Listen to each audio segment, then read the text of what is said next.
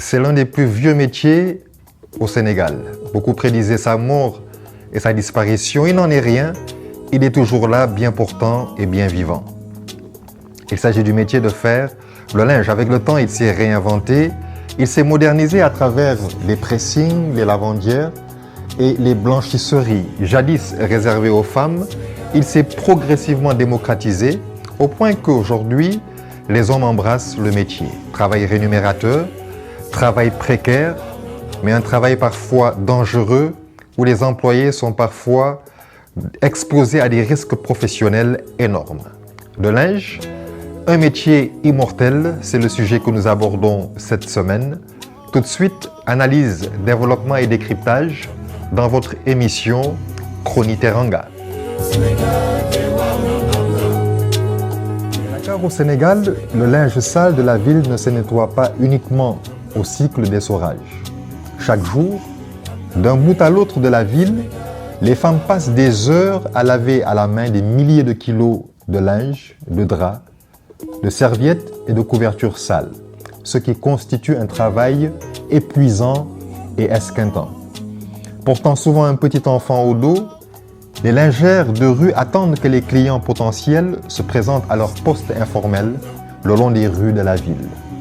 Elles travaillent souvent côte à côte, en plein air, et ensemble, elles se livrent avec ardeur à une routine répétitive et physiquement exigeante consistant à frotter, à rincer, à tordre et à sécher le linge. Souvent, le lavage se fait dans l'espace public, ce qui accroît la vulnérabilité induite par un travail déjà instable et précaire. En 2018, dans le cadre du projet Ville Focale à Dakar, une nouvelle initiative de l'ONG Wiego, le coordonnateur Adama Soumaré a entrepris auprès des lingères dans divers quartiers des visites exploratoires pour en savoir plus sur leur expérience et sur leurs défis. Au fil des interactions, il a constaté que les lingères sont l'un des groupes de travailleurs de l'informel les plus vulnérables à Dakar.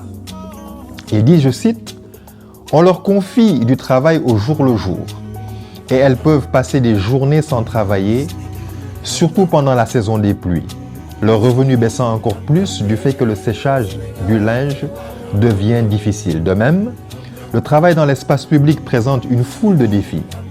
Elles risquent d'être expulsées et harcelées et doivent veiller constamment sur leurs enfants qui les accompagnent souvent dans les rues grouillantes de la ville.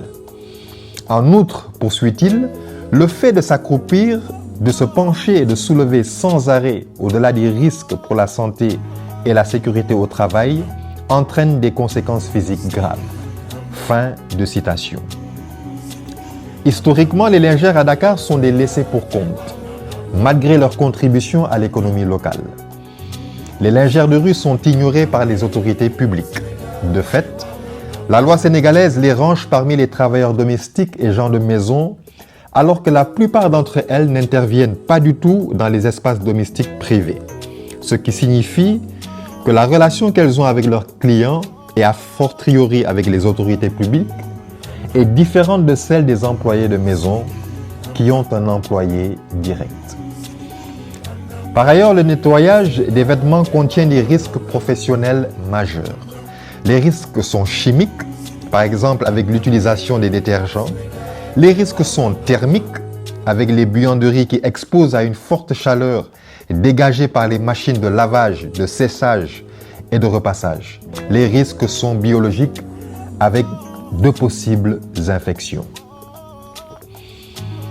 En réfléchissant sur ce sujet, il me vient à l'esprit par le Saint-Esprit cette parole du journaliste Paul.